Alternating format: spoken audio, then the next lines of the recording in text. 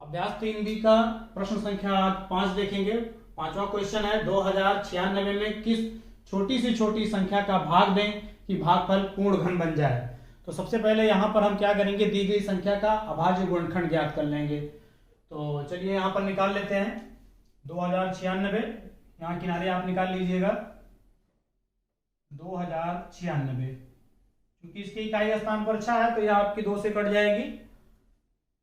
2 इकन्नम 2, 2 शून्यम शून्य, 2 का पहाड़ा 9 के लिए, 2 चौको 8, 1 बचा 16, 2 अट्ठे 16। इसी तरह से इसको हम काट लेते हैं। 2 का पहाड़ा पुनः 2 पंचे 10, 2 दूना 4, 2 चौको 8, पुनः 2 दूना 4, यहाँ से 1 बचा 12 हुआ, 2 छंग 12, 2 दूना 4, पुनः 2 इकन्नम 2, हमें पढ़िए 2 तिया 6, 2 इकन्नम 2।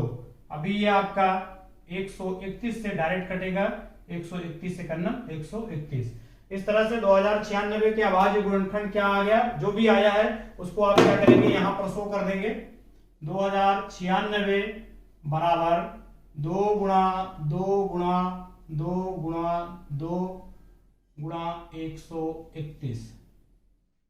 ठीक, अभी आप क्या देख रहे हैं, यहां पर 2 कितना टाइम है, 4 टाइम है, 4 बार है। तो इसमें क्या होगा, सबसे पहले आप त्रिक समूह बना लेंगे। त्रिक समूह बनाइए। अब हम क्या देख रहे हैं कि 2 गुणा 131 क्या होता है, शेष बच जाता है। इसी चीज को हमें लिख देना है। तो आप लिखेंगे समान गुणनखंडों के समान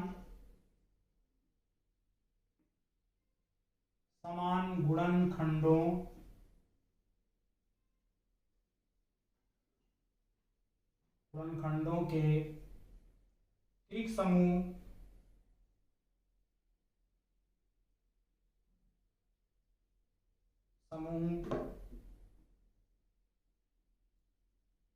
बनाने के पश्चात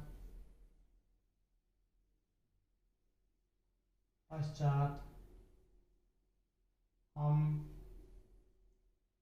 देखते हैं कि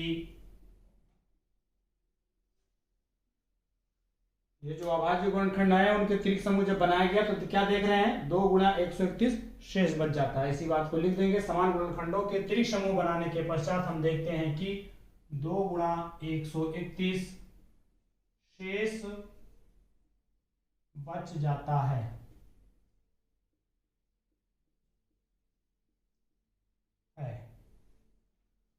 समान गुणनखंडों के त्रिक समूह बनाने के पश्चात हम देखते हैं कि 2 गुणा 131 शेष बच जाता है।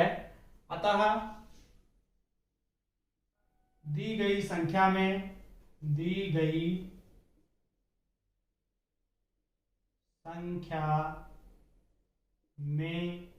यदि 2 गुणा 131 बराबर कितना होगा, यह 2 इकन्नम 2, 2 तिया 6, 2 इकन्नम 2। अतः दी गई संख्या में यदि 2 गुणा 131 बराबर 262 से भाग कर दें तो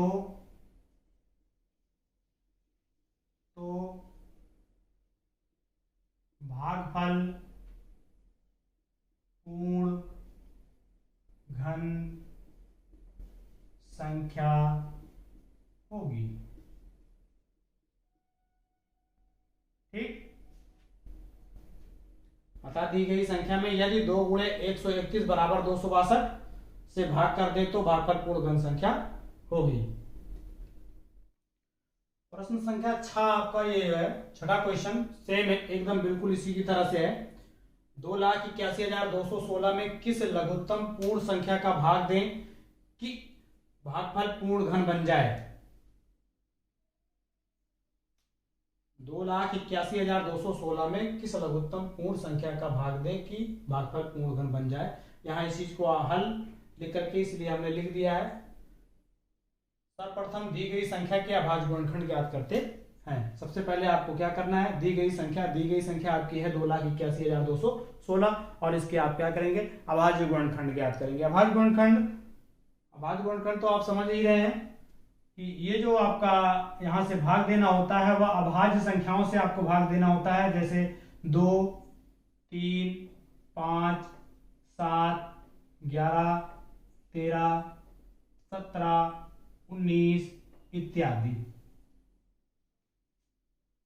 ये आपको क्या होता है अभाज्य, यही जो आप अभाज्य संख्याओं से जब आप भाग देते हैं तो वो आपके अभाज्य गुणनखंड कहलाते हैं।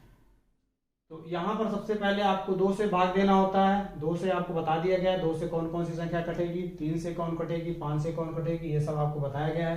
तो सबसे पहले यहाँ पर देखिए 2 से इसको काटा गया है। एक चीज यहाँ पर ध्यान दीजिएगा आप, तो देखिए 2 × 2, 2 चौको 8।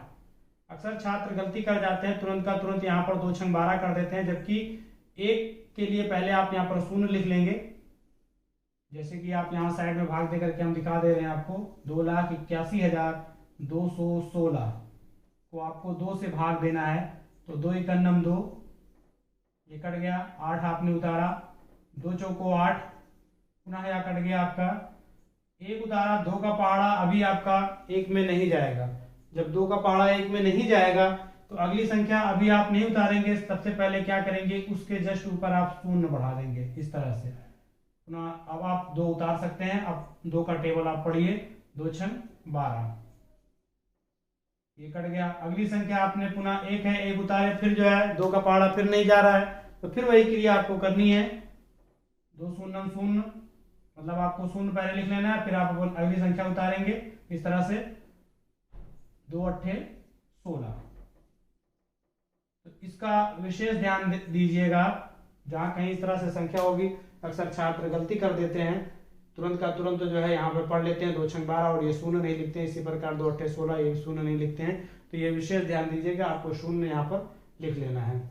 उसके बाद आगे फिर आपका 2 × 7 = 14, 2 शून्य शून्य, 2 × 3 = 6, 2 शून्य शून्य, 2 चौको 8, इस तरह से इसको क्या हुआ काट लिया गया है। यहाँ पर 2197 आपका 13 से कटेगा। जब आप अभ्यस्त हो जाएंगे पूर्णतः तो आप आसानी से इसको काट सकते हैं। गुणनखंड करने के पश्चात जब ये आप अभाज्य गुणनखंड कर लेते हैं, इसी बात को आप यहाँ पर लिख देंगे 2,81,216 बराबर ये जो गुणनखंड आपके आए हैं उसको आपको क्या करना है लिख देना है। लिखने के बाद में आपको सबका क्या करना है त्रिक समूह बना लेना है। ये बन गया, ये त्रिक समूह बन गया, इसका नहीं बन रहा है और ये 13 का बन गया। इस तरह से 2 क्या हो गया बच गया। तो इसी बात को आप लिख दीजिए। समान गुणनखंडों के त्रिक मतलब 3-3 के समूह बनाने के पश्चात हम देखते हैं कि 2 शेष बच जाता है, अतः दी गई संख्या में कितने से भाग देना होगा 2 से। अगर हम भाग देते हैं 2 से भाग कर दें तो भागफल क्या होगी पूर्ण घन संख्या होगी। ठीक, तो यह दोनों क्वेश्चन आपका सेम था, इसको अब आप हल कर लेंगे। हाँ, तो आपका ये 7वां प्रश्न है, 9000 में किस लघुत्तम प्राकृतिक संख्या का गुणा करने पर गुणनफल पूर्ण घन बन जाएगा। वहां पर क्या था क्वेश्चन नंबर आपका 5वां और 6वां जो था उसमें क्या था कि भाग करने पर, और भाग वाले में तो जो भी बचता था आपका त्रिक समूह बनाने के बाद जो भी बचता था उससे आप क्या कर देते थे भाग दे देते थे। यहाँ थोड़ा सा अंतर है, इसको आप समझ लीजिएगा। पहले क्वेश्चन को आप अच्छी तरह से पढ़ लीजिएगा। प्रश्न क्या आपका 7 कह के आ रहा है 9000 में किस लघुत्तम प्राकृतिक संख्या का गुणा करने पर गुणनफल पूर्ण घन बन जाएगा। तो सबसे पहले आपको यहाँ पर भी वही करना है। सबसे पहले दी गई संख्या का आपको क्या करने हैं अभाज्य गुणनखंड ज्ञात करने हैं। संख्या आपकी है 9000, इधर आप साइड में 9000 के आप अभाज्य गुणनखंड निकाल लेंगे। 9000 सबसे पहले तो आपको 2 से इसको काटना होता है, 2 का पहाड़ा 9 के लिए, 2 चौको 8, 1 बचा, 2 पंचे 10, 2 शून्य शून्य, 2 शून्य शून्य, पुनः 2 से आप इसको काटेंगे, 2 दूना 4, 2 दूना 4, 2 पंचे 10, 2 शून्य शून्य, फिर ये 2 से कट जाएगा, 2 × 2, 2 × 2, 2 दूना 4, 2 पंचे 10। अभी आपका ये 2 से कट तो नहीं कटेगा क्योंकि इसके इकाई स्थान पर 5 आ गया है। 3 से पता करते हैं, 5 2 7, 7 1 8 और 8 1 9, 3 त्रिक का 9। तो इसका मतलब है कि यह आपका 3 से कट जाएगा। चलिए 3 से काटते हैं इसको हम। 3 का पहाड़ा 11 के लिए 3 त्रिक का 9, 9 2 11 22 हुआ, 3 7 21, 21 1 22 15, 3 5 15, पुनः 3 से 3 × 3, 3 का पहाड़ा पुनः जो है 7 के लिए 3 दूना 6, 1 7, 3 5 15। अब आपका जो है 3 से नहीं कटेगा, 5 2 7 7 1 8, ये 3 से नहीं कटेगा, अभी आपका 5 से कटेगा, 5 दूनी 10, 5 25, पुनः 5 25 और पुनः 5 1 5। इस तरह से ये जो अभाज्य गुणनखंड आए हैं इसको आप यहाँ पर इस तरह से लिख लीजिएगा। 9000 बराबर 2 गुणा 2 गुणा 2 गुणा 3 गुणा 3 गुणा 5 गुणा 5 गुणा 5। बाकी वही आप लिख दीजिएगा। समान गुणनखंडों के त्रिक समूह बनाने के पश्चात हम देखते हैं कि क्या देखते हैं, यहां पर हम लिखेंगे समान गुणनखंडों के त्रिक समूह, त्रिक समूह। तो त्रिक समूह पहले बना लेते हैं जी। त्रिक समूह, ये आपका त्रिक समूह इसका तो बन गया। 3 का त्रिक समूह नहीं है, 5 का है। अगर इस 3 में एक और 3 आ जाता तो उसका भी त्रिक समूह बन जाता। तो कहने का मतलब है आपकी वह अभीष्ट संख्या आपकी कौन सी है, 3 है। इसी चीज को आपको केवल यहां पर शो कर देना है, लिख देना है बस। समान गुणनखंडों के त्रिक समूह, समान गुणनखंडों के त्रिक समूह बनाने के पश्चात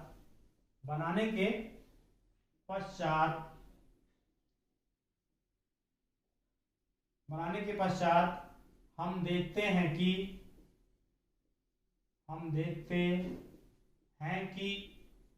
क्या देखते हैं, 3 गुणा 3 शेष बच जाता है। देखते हैं कि 3 गुणा 3 शेष बच जाता है, अतः क्या, अतः दी गई संख्या में यदि एक और 3 से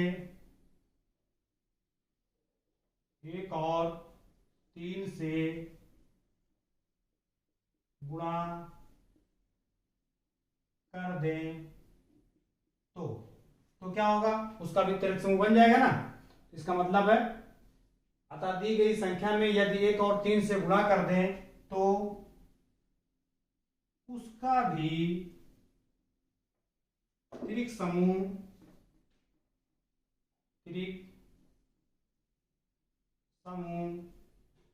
बन जाएगा।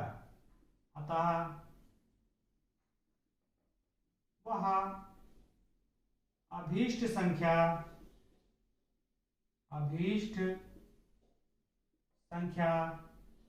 3 होगी, या 3 है। समझ में आ गया। सबसे पहले आपको क्या करना होगा, दी गई संख्या के आपको अभाज्य गुणनखंड ज्ञात करने होंगे। अभाज्य गुणनखंड ज्ञात करने के पश्चात में यहाँ इस तरह से आपको संख्या लिखिएगा और संख्या के आगे अभाज्य गुणनखंड को लिख लीजिएगा। गुणनखंड लिखने के बाद में उन सबके क्या बनाएंगे, आप त्रिक समूह बना लेंगे। त्रिक समूह बनाने के पश्चात आप देखेंगे कौन कौन शेष बच जा रहा है जिसका त्रिक समूह नहीं है। उसी चीज को आपको यहाँ लिख देना है। समान गुणनखंडों के त्रिक समूह बनाने के पश्चात हम देखते हैं कि 3 गुणा 3 शेष बच जाता है। अतः दी गई संख्या में यदि एक और 3 से गुणा कर दिया जाए तो क्या होगा, उसका भी त्रिक समूह बन जाएगा। अतः वह अभीष्ट संख्या 3 होगी। क्योंकि यहाँ पूछ रहा था 9000 में किस लघुत्तम प्राकृतिक संख्या का गुणा करने पर, तो गुणा करने वाली वह संख्या कौन सी है, 3। यही आपका क्या हो गया, आंसर। क्वेश्चन नंबर आपका 8वां है, 83,349 में किस छोटी से छोटी प्राकृतिक संख्या का गुणा करें कि गुणनफल पूर्ण घन बन जाए। यहां तक तो सेम आपका इसी तरह से है जैसा कि यहां पर दिया गया था। 9000 में किस लघुत्तम प्राकृतिक संख्या का गुणा करने पर गुणनफल पूर्ण घन बन जाएगा। तो यहां तक तो आपका सेम है। आगे आपका क्वेश्चन में थोड़ा सा और बढ़ा दिया गया है, उसको ध्यान दीजिएगा। कह रहा है कि प्राप्त इस नई संख्या का घनमूल ज्ञात कीजिए। प्राप्त इस नई संख्या का घनमूल ज्ञात कीजिए। तो सबसे पहले तो इसको इसी तरह से हम ऐसे ही हल कर लेंगे। दी गई संख्या के आप क्या निकाल लेंगे, अभाज्य गुणनखंड निकाल लेंगे। इसको यहाँ पर आपको शो कर दिया गया है। इसके बाद आप अभाज्य गुणनखंड जो भी किया गया है उसको संख्या लिखेंगे। 83,349 बराबर जो अभाज्य गुणनखंड आए हैं उसको यहाँ पर इस तरह से लिख लिया जाएगा। फिर आप लिखते हैं समान गुणनखंडों के त्रिक समूह बनाने के पश्चात हम देखते हैं कि 3 गुणा 3 शेष बच जाता है, अतः दी गई संख्या में 1 और 3 का गुणा कर दें तो गुणनफल पूर्ण घन संख्या होगी, अतः वह अभिष्ट संख्या 3 है। यहां तक तो आपका ये पहला वाला क्वेश्चन जो यहां तक प्रश्न था उसका आंसर यहीं पे आ गया ये आपका।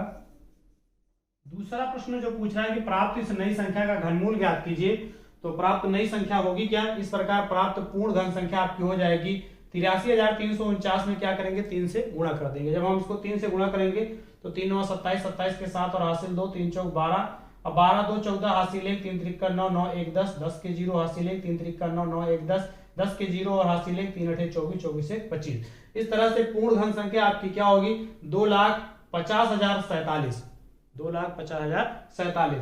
तो यहां पर कह रहा है कि उस संख्या का हमको क्या निकालना है, घनमूल निकालना। तो आप लिखते हैं इस तरह से, अतः घनमूल 2,50,047 बराबर बराबर में क्या, चूंकि गुणनखंड इसका देखिए यहां पर यह था 3 गुणा 3 गुणा 3 गुणा 3 गुणा 3, 5 बार था ये आपका, तो इस बार 3 एक और शामिल कर देना है, बस वो गुणनखंड आ जाएगा 6 बार, 1 2 3 4 5 6, और फिर 7 आपका 3 बार है ये, 7 गुणा 7 गुणा 7।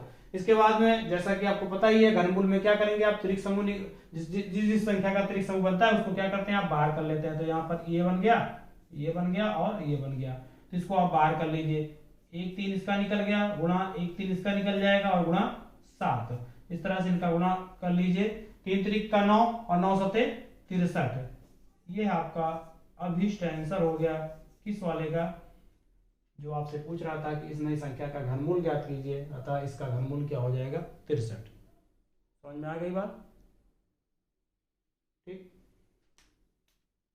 यहाँ पर क्वेश्चन नंबर आपका 9 है, -15,625 गुणा 512 का घनमूल ज्ञात कीजिए। यहाँ दो संख्याओं को एक साथ में पूछ रहा है कि इनका घनमूल ज्ञात कीजिए, इनका घनमूल होगा क्या। तो सबसे पहले आप यहाँ लिखेंगे हल, -15,625 गुणे 512 का घनमूल बराबर, इसको क्या करिएगा घनमूल के अंदर रख लेंगे हम इस तरह से, दोनों संख्याओं को -15,625 गुणे 512, क्योंकि यह घनमूल का निशान जो है वह दोनों के ऊपर है, तो इसको आप चाहे तो अलग अलग कर लीजिए या इसी पे डायरेक्ट निकाल लीजिएगा। तो यहाँ पर हम इसको अलग अलग कर लेते हैं इस तरह से, -15,625 गुणे पुनः घनमूल 512। अभी आप घनमूल कैसे निकालते हैं, सबसे पहले दी गई संख्या के आप क्या निकालेंगे, अभाज्य गुणनखंड निकालेंगे। आइए निकाल लेते हैं। सबसे पहले 15,625 के आप निकालिए, 15,625, तो यह तो आपका सीधा सीधा 5 से कटेगा, इस तरह की ये संख्या को आपको पता होगा। 5 से इसको हम काटेंगे, 5 तिया 15, 5 का नम 5, 5 दूनी 10, 5 25, पुनः 5 से 5 छंग 30, 1 31 12, 5 दूनी 10, 5 25, पुनः 5 से 5 एक नम 5, 1 6 12, 5 दूनी 10, 2 12 25, 5 25, पुनः 5 से 5 दूनी 10, 5 25, 5 25 और 5 एक नम 5। इस तरह से 15,625 के जो अभाज्य गुणनखंड है 5 गुणा 5 गुणा 5 गुणा 5 गुणा 5 गुणा 5, इस तरह से 6 बार है, ठीक है। अभी हम 512 के इधर साइड में 512 के भी अभाज्य गुणनखंड निकाल लेंगे। 512 ये आपका 2 से कटेगा, 2 दूना 4 और 2 पंचे 10 और 2 छंग 12, पुनः 2 एक नम 2, 2 दूना 4, 2 अट्ठे 16, 2 छंग 12, 2 चौको 8, 2 तिया 6, 2 दूना 4, 2 एक नम 2, 2 छंग 12, 2 अट्ठे 16, 2 चौको 8, 2 दूना 4, 2 एक नम 2। इसके जो भी गुणनखंड आए हैं इनको आप क्या करेंगे इसके अंदर लिख दीजिएगा।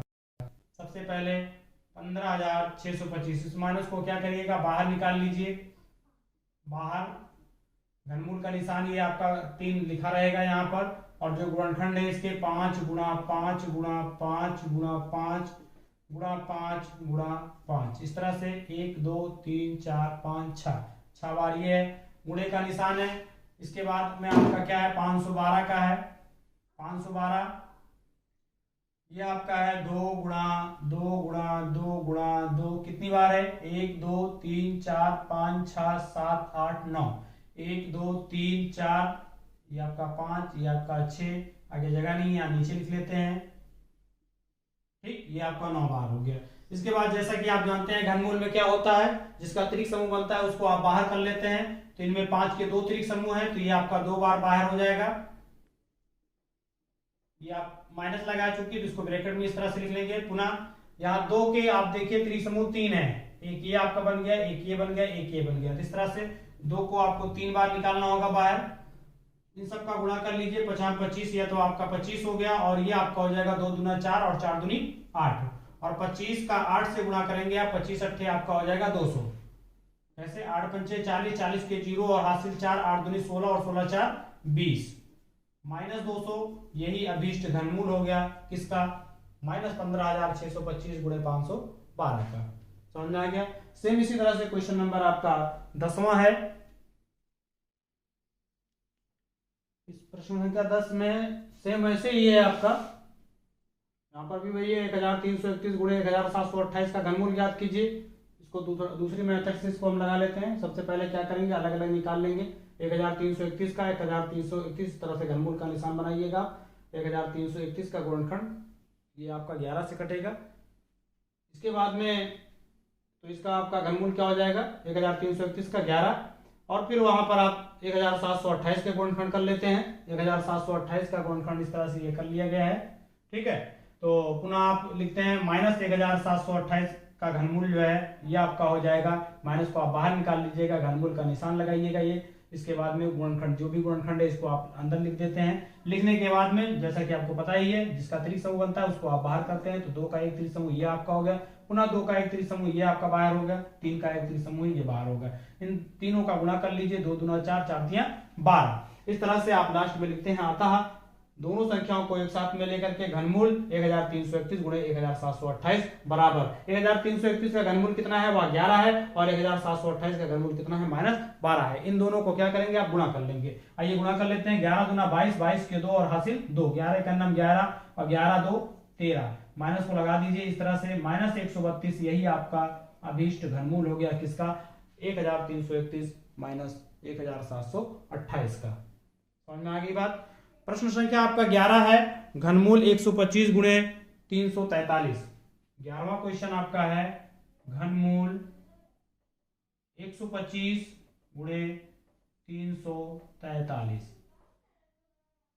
ये आपको विकल्प छांटना है, लेकिन पहले आप हल कर लीजिएगा, और हल करने के बाद में आप विकल्प को बता दीजिएगा कौन सा है। तो उम्मीद है कि आप इसको आराम से आप कर सकते हैं। चाहे तो इस तरह से आप डायरेक्ट दोनों को इकट्ठे करके यहाँ पर लिख दीजिएगा, और चाहे तो अलग अलग पहले 125 का कर लीजिएगा, फिर उसके बाद में 343 का कर लीजिएगा। लास्ट में क्या करिएगा, दोनों को गुणा कर लीजिएगा। जो गुणा करने के बाद में आपका आता है वही आपका आंसर हो जाएगा। विकल्प में आप उसको छांट लीजिएगा। फिर इस तरह से ये प्रश्नावली आपकी अभ्यास 3 भी समाप्त हो गई। उम्मीद करता हूं कि प्रश्नावली आपको बहुत अच्छे ढंग से समझ में आ गया होगा।